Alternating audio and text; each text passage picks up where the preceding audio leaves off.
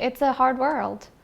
And I didn't want her to have any extra battles to fight that she doesn't need to fight.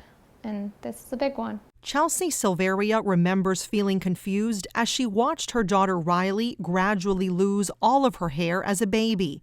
Soon after Riley turned 1, her hair began growing back in patches. That's when Chelsea took Riley back to the doctor. He said, well, let's rule out some of the scary stuff. They did some blood work. All of that was normal. So that's when we went to see a dermatologist, and then we went from one dermatologist to the next. And, you know, they all confirmed it's alopecia, which is rare under the age of 2. Come on. Come on, come on. Alopecia areata is an autoimmune condition that causes hair to fall out from the scalp and other parts of the body. Scientists aren't sure what causes the immune system to attack the hair follicles. What was your thought when you hear your daughter is diagnosed with alopecia areata? Gut-wrenching. Because?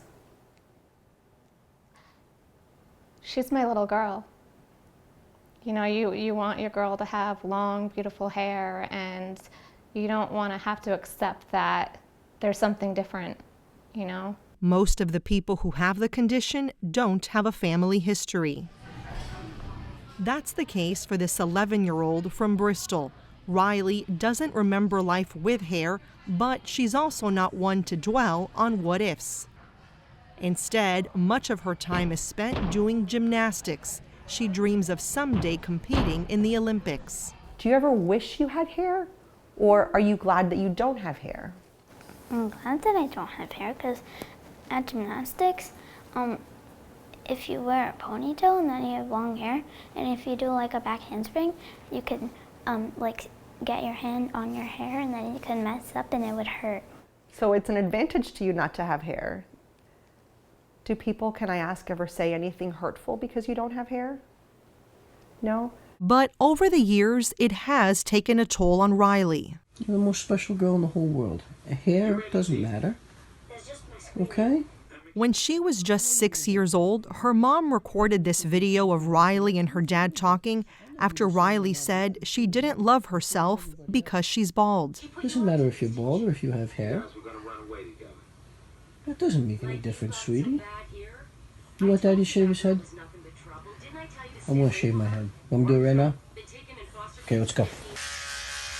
We'll get it nice and short, just like Riley's. Nice and baldy bean. People who have any type of differences get looked at, you know, you worried about, are they going to get made fun of? Are they going to find love one day? You know, what is her life going to look like? Is she going to be okay emotionally? Dr. Lynn Goldberg has seen firsthand the emotional roller coaster that comes with hair loss. Some patients tell you that, you know, they wake up every day and just have to put on this armor just to go out and face the world. Dr. Goldberg is a professor of dermatology at Boston University School of Medicine. She also directs the hair clinic at Boston Medical Center. People think they're sick. People assume they have cancer. You know, people say terrible things to younger patients. They compare them to you know, figures like without hair, like it's terrible. It's terrible, a lot of bullying, things like that. So it is a terrible, terrible burden for some patients, and some people deal with it better than others. Oh yeah, king me. Krissa Casalis knows what it's like to be stared at and made fun of. Years ago, we went on a family trip, and I had a guy who gave me a hard time about not having hair. He, you know, thought it was funny that I was always wearing hats to protect my head. Casalis lives in Walpole, Massachusetts with her husband and 3 kids. She began losing her hair when she was 23. For several years, she would get corticosteroids injected into the bald patches of her scalp. Here, even on your wedding day, you were already experiencing alopecia. Yes. But you had so much hair, you were able to cover the hair loss. So much hair that I was really able to cover, you know, certain patches of the hair loss. After years of injections and seeing her hair regrow only to find more bald patches, Casalis asked her husband to shave her head for good. That was nearly 2 decades ago. Do you remember that moment pretty vividly when your husband shaved your head? I do. I remember, you know, feeling I wasn't sure if I was going to laugh or cry at the time because it was just such a hard, I was so relieved in a way, but at the same time wasn't really sure what the future was going to bring, now being, totally bald. It definitely remains tough because of the fact that people just aren't aware of what alopecia is and automatically assuming other things. I like to educate people. When someone asks me, are you sick? Or they say, God bless you, your journey's going to be great. And I now just take a step back and I say, thank you. It is going to be great. Casales knows everyone's journey with alopecia is different, including that of Massachusetts Congresswoman Ayanna Pressley. For the very first time, Massachusetts Congresswoman Ayanna Pressley is publicly revealing a personal battle she is facing. This is my official public revealing. I'm ready now because I want to be freed from the secret. I'm so proud of Ayanna because her journey was so quick with having alopecia. It wasn't something I experienced, but something that she experienced and many other people in my alopecia support group that I speak to have experienced hair loss almost overnight, within a matter of days, weeks, that they've literally lost all of their hair. Casales was excited to share news with her support group over the summer that the FDA approved for the first time a treatment for alopecia that targets the whole body. It's an oral tablet called Olumiant. Here you have been waiting decades for a drug to come on the market that has the FDA's approval, and yet you're telling me that you can't use this.